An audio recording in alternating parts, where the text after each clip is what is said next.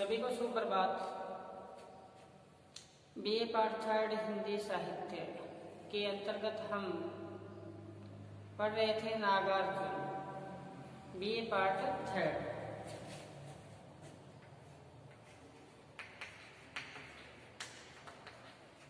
BA part third Hindi साहित्य।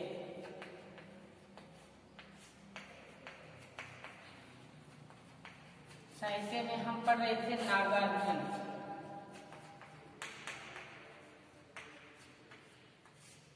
नागार्जुन की रचना थी एक अकाल और उसके बाद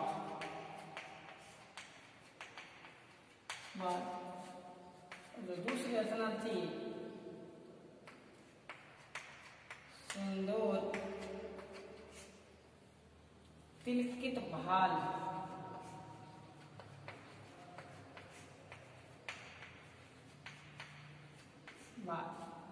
इस पे हमने अध्ययन कर लिया था। ये अपनी रचना चल रही थी सिंदूर तिलकित भाल। इस पे हम गत क्लास में चर्चा की थी, सह प्रसंग व्याख्या की थी। सह प्रसंग व्याख्या भी आएगी, प्रश्न भी आएगी। तो हमने सह प्रसंग व्याख्या की थी सिंदूर तिलकित भाल। जब व्यक्ति अपने समाज छोड़कर, अपने परिवार का साथ छोड़कर अन्य जगह जाता है तो उनको जो अपने परिवारजन के वियोग, उनकी याद सताती है। वो ही यहाँ नागार्जुन ने अपनी कविता के माध्यम से बताया कि मुझे ऐसी निर्जन परिस्थिति में डाल दिया तो याद आता है तुम्हारा तिलकित भाल। तुम्हारा सिंदूर से भरा हुआ वो सुशोभित जो मस्तक है वो याद आता है। तो बताया कि बाहर चले जाने के बाद में हमें समाज से अलग हुए, अलगाव की स्थिति में आए तो कहते किसको नहीं चाहिए समाज को किसकी जरूरत नहीं है। हम सारे इकट्ठे हुए हैं एक समाज में, एक परिवार में। परस्पर हम बंधे हुए हैं किससे? स्नेह से, लगाव से, आसक्ति के भाव से। हम अलग होते हैं तो उनकी याद, उनकी तड़प हमें सताती है। तो यही नागार्जुन कवि ने कहा कि किसको नहीं चाहिए समाज, कौन चाहता है सहवास, कौन चाहता है अलग होना। लेकिन परिस्थिति ऐसी आई, मुझे अन्य जगह पर जाना पड़ा, जिससे मुझे आपका जो सिंदूर से भरा हुआ सुशोभित जो मस्तक है वो याद आता है, उसकी याद आती है। तो फिर बताया कि हो गया नहीं मैं पाषाण, मैं कोई पत्थर दिल नहीं हूँ। हो गया नहीं मैं पाषाण, मेरे अंदर भी चेतना है, मेरे अंदर भी सभी लोगों से प्रेम करने की ललक है, लालसा है। तो मैं पत्थर हीन क्या नहीं हूँ, हृदय नहीं है मेरा, मेरे अंदर भी प्रेम है। और ये प्रेम है, ये सबसे उच्च कोटि का है, इससे सब नीचे हैं। जैसे आप बताया था कबीर ने, आपने फर्स्ट ईयर में पढ़ा था कि कबीर प्रेम न चाखिया चख कर लेना नहीं स्वाद, सुने घर का पावना जो आए क्यों जाए। यहाँ आए हैं समाज में इकट्ठे हुए हम लोग सारे, भांति किए चाहिए हुए इकट्ठे। सभी के साथ हमारा स्नेह है, सभी के साथ हमारा लगाव है। अगर वो लगाव हमारे अंदर नहीं है, वो प्रेम हमने चखा नहीं, हमने चख कर उसका क्या नहीं लिया, स्वाद नहीं लिया, तो हमारी स्थिति वो है कि सुनने घर का पावना जो आवे क्यों जाए। जिस प्रकार से घर सुनसान हो, सुनना पड़ा हो, परिवारजन के बाहर गए हो और उस घर में आ जाए मेहमान, तो घर में लगा हुआ ताला देकर वापस लौटाया जाएगा। इसी प्रकार जिसने समाज में आके प्रेम नहीं किया, लगाव नहीं किया, तो वो सुनने घर का पाहुना हुआ। तो यही बात यहाँ नागार्जुन ने कही है कि मैं पाषाण नहीं हूँ, मैं पत्थर दिल नहीं हूँ कि मेरे अंदर प्रेम न पनपे। तो क्या बता दिया कि हो गया नहीं मैं पाषाण, जिसको डाल दे कहीं कोई भी करेगा नहीं अनुरोध। कि मैं ऐसा नहीं है मुझे कहीं पर डाल दे और मैं इसका क्या नहीं करूँगा, विरोध भी नहीं करूँगा, अनुरोध भी नहीं करूँगा, क्योंकि मेरे अंदर भी क्या है, वेदनाएं हैं। मैं साधारण सचेतन जंतु हूँ, मैं एक साधारण मनुष्य हूँ, मेरे अंदर भी क्या है, कोमल भावनाएं हैं, सबको प्रेम करने की भावनाएं हैं। मैं भी इस जगती को अपने आलिंगन में लेना चाहता हूँ, इस संसार को, इस समुदाय को, इन परिवारजनों को मैं भी क्या चाहता हूँ, आलिंगन चाहता हूँ, इनका प्रेम चाहता हूँ। तो इसी प्रकार इसमें बताया कि मेरे को अब याद आते हैं अपने परिवारजन के लोग, जब याद आते हैं तो मेरी आंखें हैं वो नम हो जाती है, आंखों में क्या शुरू हो जाता है, अश्रुधारा शुरू हो जाती है उनके वियोग में। क्या बताया, जिनकी स्नेह में बेगी अमृत में आंख, स्मृति विहंगम की कभी थमने न देगी पांख।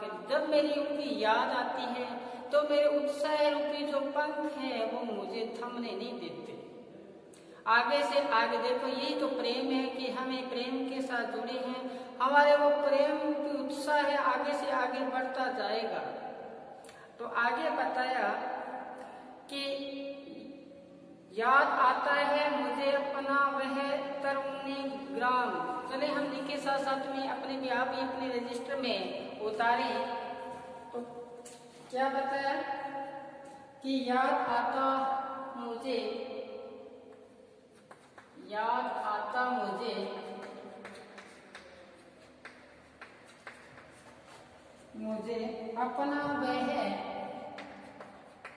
अपना वह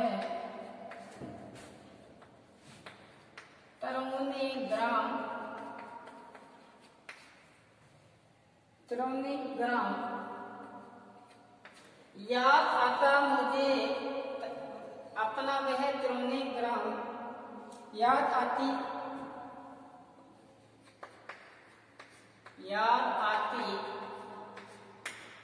लीचियां भी आम,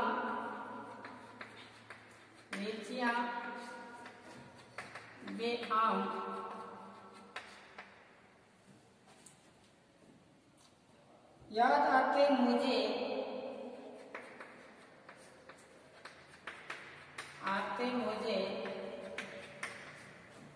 मिथिला के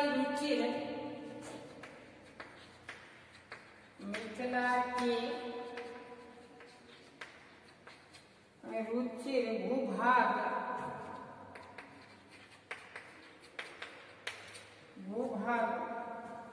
याद आते धान,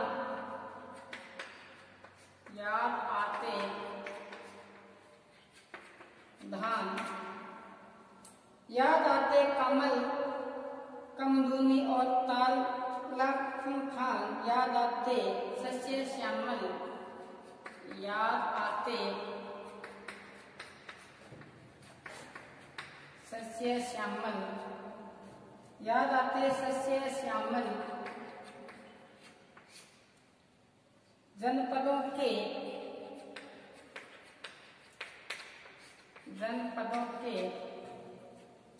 रूप गुण अनुसार रखे गए नाम, रूप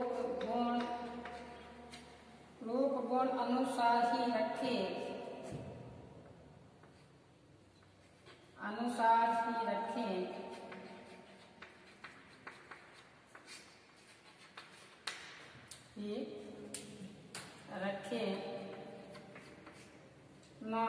रखे गए नाम।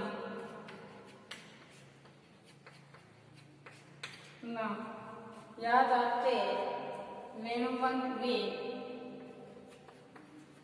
याद आते वेणुवन अति अविराम,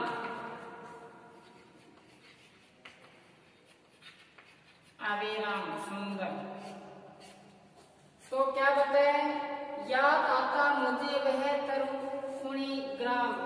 कवि कहते हैं कि मुझे याद आता है, मुझे स्मृति में आता है कि वह तरुणी गांव याद आता है मैं बाहर चला गया तो। जहाँ अपना घर छोड़कर या समाज छोड़कर बाहर जाते हैं तो हमारे जो जहाँ हम रहते हैं वो जगह, उन जगह से हमारा प्रेम पनपता है, तो वो चीजें हमें सदैव याद आती है। तो यही कवि कहते हैं, अगर मुझे याद आता है मुझे वह त्रिवेणी गांव, मेरा गांव है वो याद आता है त्रिवेणी गांव। और याद साथ साथ में लीची और आम के जो पेड़ थे वहां पे, कहाँ पर, त्रिवेणी ग्राम में, वो भी मेरे को याद आते हैं। याद आते हैं मिथिला के रुचिर भूभाग, मिथिला प्रदेश के भूभाग, जहाँ जिस पात्र रहता है उस प्रकृति से, उस जगह से सभी के साथ इतना आत्मीय तारतम्य स्थापित कर लेता है कि उनके साथ एक संबंध बन जाता है। तो यही कवि नागार्जुन जी ने बताया कि मुझे मिथिला प्रदेश के रुचिकर भूभाग मेरे को याद आते हैं, याद आते हैं। धान देखो हर चीज से लगाव है कवि का। मुझे उस धान की फसलों की याद आई, उनकी खुशबू मेरे हत्थे के न मेरे शरीर में रोम रोम में रमी है। वो चीजें मेरे को क्या याद आई है। याद आते हैं सस्य श्यामल जनपदों के गुण अनुसार रखे गए नाम, याद आते हैं गुण के अनुसार रखे गए नाम। तो बताया है इसी प्रकार की उनके हिसाब से जो नाम रखे गए हैं वो भी मेरे को क्या याद आते हैं कि वहाँ के रूप गुण आदि के अनुसार लोगों के स्थानों के क्या रखे गए थे, नाम रखे गए थे, जो क्या थे मनोरम थे, वो मुझे याद आते हैं। आगे बताया याद आते हैं वेणुवन, मुझे वेणुवन का से बांस के जो पेड़ होते हैं, बांस के जो वन प्रदेश होते हैं उसकी बात बताई है। मुझे वो भी याद आते हैं, बांस के घने जंगलों की याद आती है, उनकी याद मेरे को क्या आती है, सताती है। तो याद आते हैं वेणुवन नीलिमा नीले अभिराम, अभिराम का से यहाँ सुंदरता लिए हुए हैं कि जो कुंज थे, ये जो घने संगल कुंज बांस के जो वन हैं मुझे याद आते हैं और उनकी सम्मतियां आज भी ताजी हो गई है। तो उन प्रदेशों के मेरे को सारे नाम याद आते हैं जहाँ पर मेरा बचपन बीता था, उनके साथ मेरा संबंध बना। तो याद आता है मुझे क्या बताया, धान, धान की फसलें भी मेरे को क्या आती है, याद आती है। वहाँ के हर कण से मेरा क्या है, स्नेह है। आगे चलें, आगे देखो क्या बताया है, धन्य है वे जिनके, धन्य है वे जिनके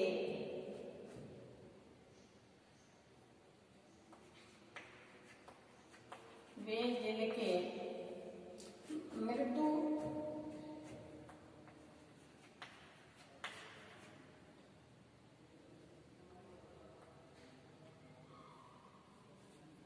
मृदुलतम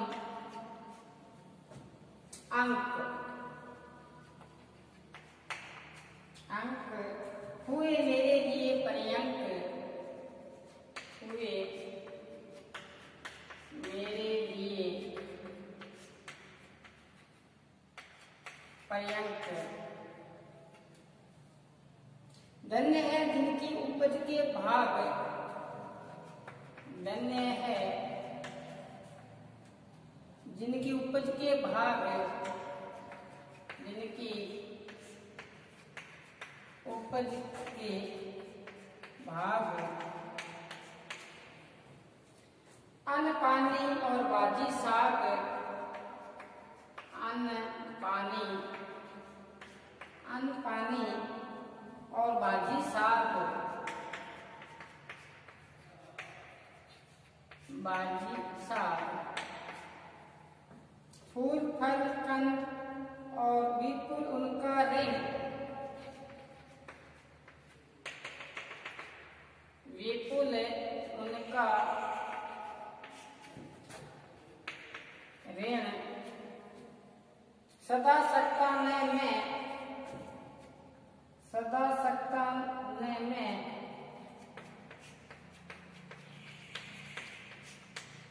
न मैं 10 मास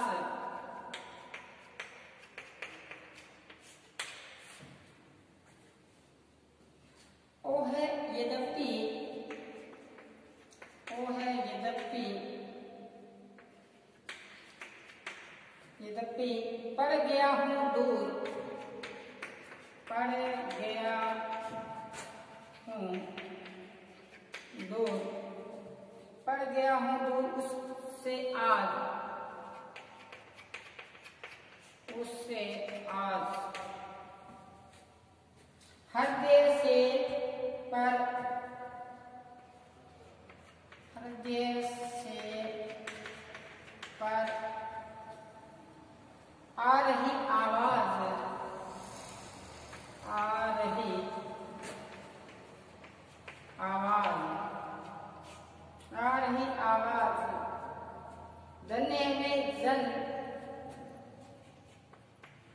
धन्य है वे जन, जन धन्य, वही धन्य समाज, वही धन्य समाज, वही धन्य समाज। अब एक बार इतना देखें, धन्य है वे जिसके मृत्युतम अंक हुए मेरे लिए पर्यंक, धन्य है जिनकी उपज के भाग अन्न पानी और सागी साग, सागी साग, फूल फल और कंद मूल उनकी विद मधुमास विपुल, उसका ऋण सदा सकता न मैं 10 मास, ओ है यद्यपि पड़ गया हूँ दूर उससे आज, हृदय से पर आ रही आवाज, धन्य है वे जन, वे धन्य है समाज। तो कवि ने यहाँ पे क्या बताया है, देखो कि आज मैं अपने समाज से दूर पड़ा हूँ, लेकिन फिर भी मुझे उस समाज की याद आती है, उनके हृदय से मैं आशीष, हृदय से मैं उनका अपना ऋण चुकाने के लिए तैयार हूँ। तो क्या बताए, धन्य है जिसके मृत्यु अंक, कहते हैं कि वे परिवार जन धन्य है जिनकी सुकोमल गोद बचपन में, कि उनकी सुकोमल जो गोद है, उनकी गोद में बचपन में मैं लेटा था, बचपन में मेरे लिए क्या बने थे, पर्यंक, पलंग बने थे बचपन में। धन्य है उनकी उपज के बाग, मेरे परिवार जन के लोग धन्य है, उनके खेतों में जो अन्न उपजा उसके लिए उन्होंने क्या की, मेहनत की, इसलिए वो धन्य है मेरे परिवार के जन। उनके साथ में धन्यवाद देता हूँ उनकी उपज को, उपज से क्या हुआ प्राप्त है, अन्न पानी और भाजी साग, मेरे को अन्न पानी साग फल सब्जियां मेरे को प्राप्त हुई, जिससे खा के मैं शरीर की पालना हुई। और क्या बताया आगे, ये पंक्ति आपको होते की इतनी अच्छी पंक्ति बताई यहाँ पे, एक एक पंक्ति करोड़ करोड़ रुपए की है। देखो ध्यान से देखना कि विपुल उसका ऋण, बहुत बड़ा मात्रा में उनका ऋण मेरे माथे पे है, सिर पे है, मेरे परिवार जन का ऋण इतना है कि मैं उसको ऋण को चुका नहीं सकता। कितना है चुका सकता हूँ मैं, 10वां भाग, कितना 10 मास का मतलब 10वां भाग ही चुका सकता हूँ। देखो मेरे परिवार का जो ऋण है मेरे ऊपर जो ऋण है इतना है, विपुल मात्रा में है कि मैं उसको चुका ही नहीं सकता। अगर 10वां हिस्सा भी नहीं चुका सकता, इतना उनका ऊपर मेरे ऊपर कर्ज है। आगे क्या बताया, ओ है यद्यपि पड़ गया हूँ दूर आज मैं दूर आ गया हूँ अपने परिवार से, अपने समाज से, यद्यपि आज तो भी मैं हृदय से एक ही आवाज निकल रही है। क्या आवाज निकल रही है, गौर से सुनना। कि धन्य है वे जन, मेरे परिवार के लोग धन्य है, और परिवार के साथ साथ समाज भी क्या है, धन्य है। ये है एक सूत्रता में बांधना, सभी को साथ में लेके चलना, सभी के साथ क्या देखना, प्रेम के साथ देखना, एक दृष्टि से देखना, एक आंख से देखना, ये है प्रेम। ये कवि ने बताया कि धन्य है जिसके मृदुतम अंग, मेरे लिए वो धन्य है क्या, परिवारजन की सुकोमल क्या गोद, जिस गोद में मेरा क्या हुआ, पालन पोषण हुआ, वो मेरे लिए पलंग बने। और वही परिवारजन के लोग धन्य है, उनकी उपज वो भी धन्य है, जिसको खाकर मेरा जीवन बचपन गुजरा। आज मैं उनका ऋण चुका नहीं सकता, कितना बार 10वां बार नहीं चुका सकता। यद्यपि मैं दूर पड़ गया हूँ, लेकिन हृदय से आवाज आ रही है कि वो लोग धन्य है क्या समाज। देखो ऐसा जब व्यक्ति अपने परिवार, अपने समाज के बारे में सोचता है, वो व्यक्ति, उसका जीवन सार्थक होता है। आगे चले, अंतिम पंक्तियों में क्या कहा है नागार्जुन ने, सुनना गौर से।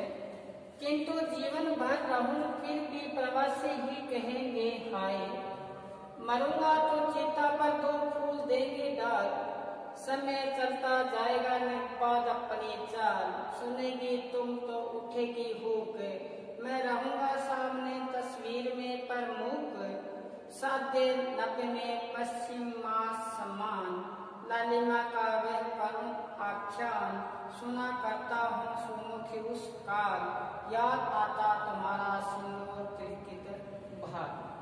तो इस कविता में आगे क्या बताया है कवि नागार्जुन ने कि मैं समाज परिवार को छोड़कर दूसरी जगह गया हूँ, वहां पर मेरी मृत्यु हो जाए, वहां पे क्या हो जाए, मेरी मृत्यु हो जाए,